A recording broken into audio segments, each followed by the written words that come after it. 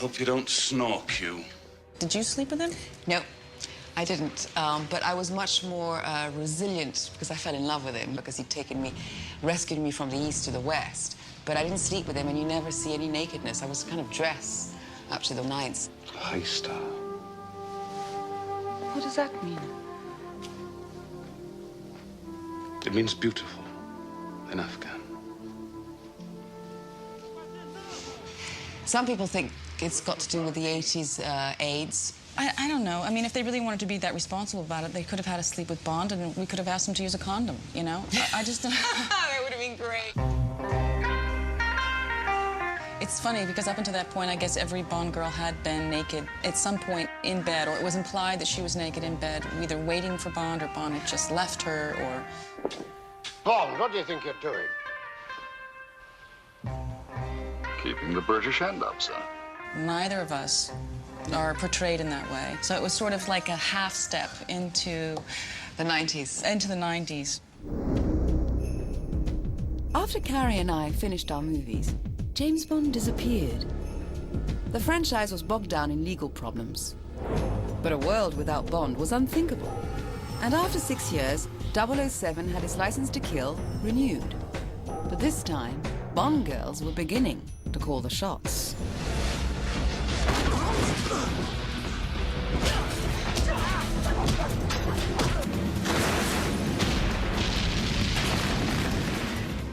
What I love most about Bond women, and especially Bond women of today, is not only are they beautiful and sexy, but they're also have evolved into very intelligent, articulate, and very well-equipped adversaries for Bond. You know, they're no longer sort of the window dressing, and as women have empowered themselves, the movies have changed with them. But don't stand there, get us out of here! Yes. It's become cool to be a Bond woman. Certainly when I did the Bond woman, it wasn't cool. Michelle Yeoh could kick ass.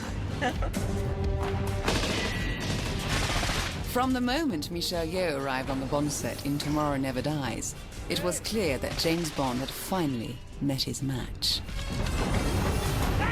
My character is definitely not the traditional Bond girl. Thanks for washing my hair. I work alone.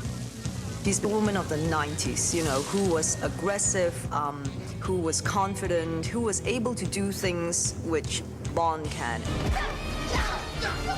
In all my previous movies, I'm used to doing all my own stunt work. A lot of the action sequences where it's hand-to-hand combat, I'm able to do everything.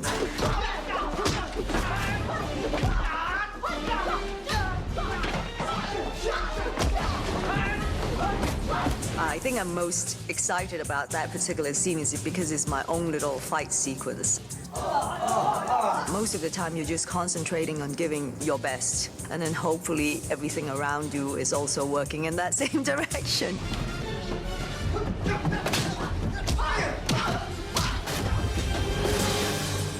The whole idea to me is that these are such incredible women that it's almost a role model for a future woman. They've become better, bigger, badder villains. You understand? Nobody can resist me.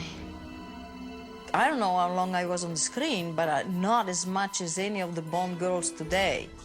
The roles are better for women in general. I mean, not only in the Bond pictures. I think it's wonderful to watch them intellectually go toe-to-toe, and as they've evolved, those are the kinds of women they've become, and they're sexy, at the same time they're smart, they are very combative, they can fight, they're assassins. You know, they're all different kinds of women.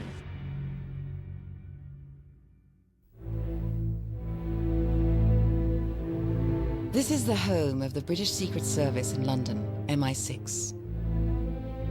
A place where the unexpected can happen at almost any moment.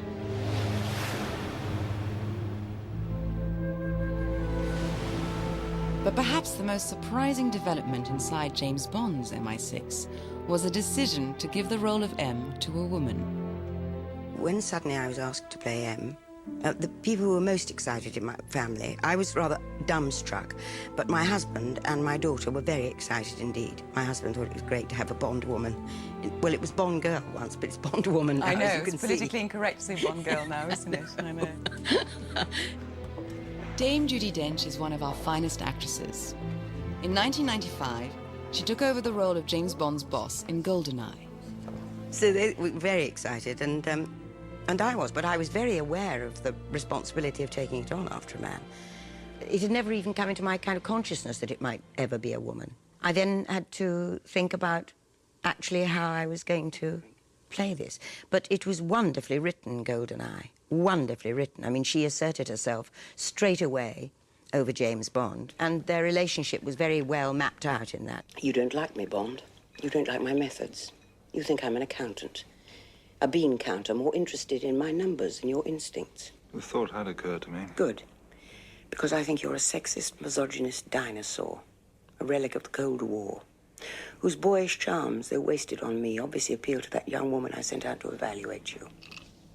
Point taken. I think it was quite apparent that M and Bond tolerated each other, perhaps. But I think it's got fonder over 4 years.